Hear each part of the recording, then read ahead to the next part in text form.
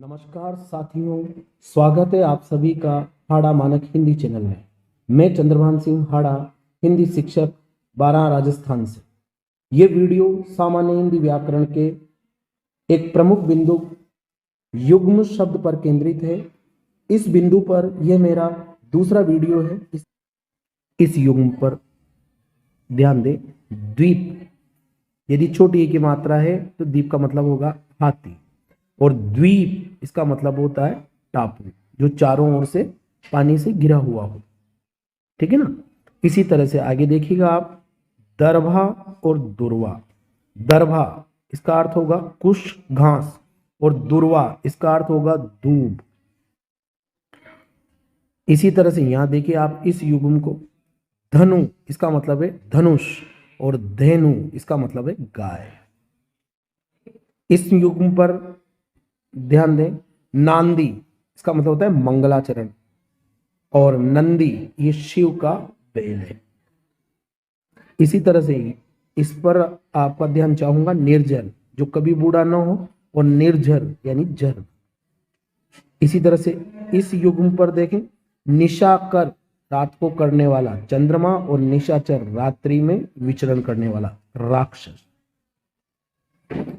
इसी क्रम में आप यहां देखिएगा, ये वाला युग्म भी पूछ लिया जाता है युग्म शब्दों में। नक्र, नक्र का मतलब है मगर, और नरक का होगा नरक, रौरव।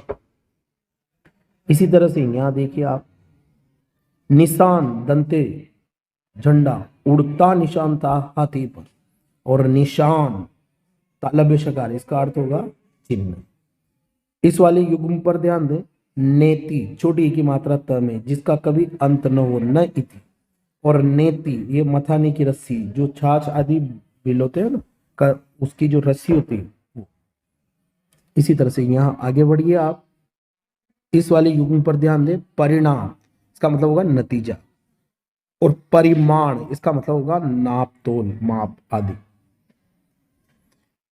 यहां देखिए आप, पथ, पथ का मतलब होगा रास्ता, और पत्थे ये रोगी का भोजन। इसी तरह से आगे देखिएगा, ये देखिए ये भी बहुत चर्चित युग्म है। पदत्राण इसका मतलब होगा जूता, और परित्राण इसका मतलब होगा रक्षण। यहां ध्यान दें आप, परजन शत्रु, परजन्य बादल का पर्यायवाची है।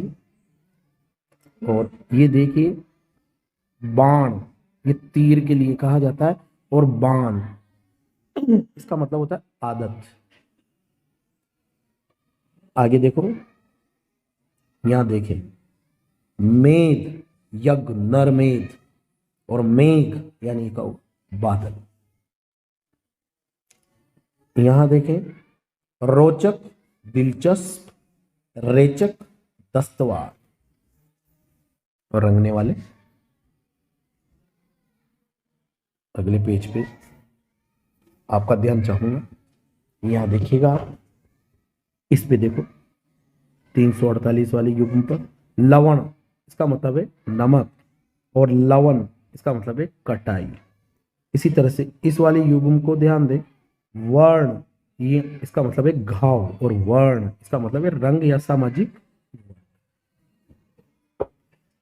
आगे देखिएगा, ये वाला युग्म भी बहुत चर्चित युग्म है। शकल टुकड़ा चमड़ा, और सकल इसका मतलब है समस्त।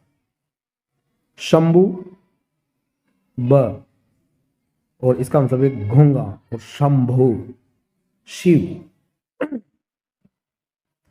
इस वाले युग्म पर आप ध्यान दें। सुरभि इसका मतलब है सुगंध, और सुरभि बड़ी की मात्रा, तो यहां होगा गाय। इसी तरह से अगला युग्म देखें आप, शशिधर शिव, और शशधर चंद्रमा। शश यानी कि वही चंद्रमा के मध्य में जो काला धब्बा दिखता है, वो किसी को खरगोश जैसा दिखता है, तो लगता है जैसे खरगोश को जिसने धारण कर रखा हो, इसलिए चंद्र। सीता ये आ जाता है मित्रों, आप ध्यान देना। सीता का मतलब है छोटी की मात्रा मिश्री, और स में बड़ी की मात्रा सीता जानकी। यहां देखें, श्वेत उजला, और श्वेत इसका मतलब होगा पसीना।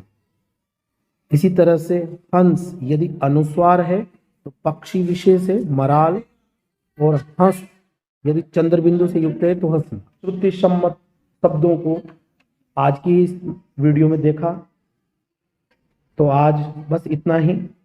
आप ऊपर वर्णित सारगर्भित तथ्यों जानकारियों को देखते रहें, जिससे ये हमेशा आपको आपकी याददाश्त में बनी रहे और इसका उपयोग आप परीक्षा कक्ष में अच्छे से कर सकें।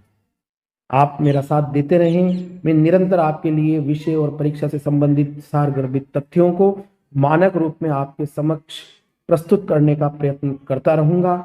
धन्यवाद साथियों, मिलते हैं जल्दी अगले महत्वपूर्ण बिंदु। जो अगला इसका पार्ट होगा युग्म शब्द का पार्ट 3, वह युग्म शब्द से संबंधित जो प्रश्न है वो विगत परीक्षाओं में किस तरह से आए हैं, कौन कौन से प्रश्न आए हैं, उन सबको मैं आपके समक्ष सोल्व करूंगा बहुत जल्दी। वो अगला वीडियो में आपके मोबाइल की स्क्रीन पर डालने वाला हूं। धन्यवाद साथियों, जय हिंद, जय भारत।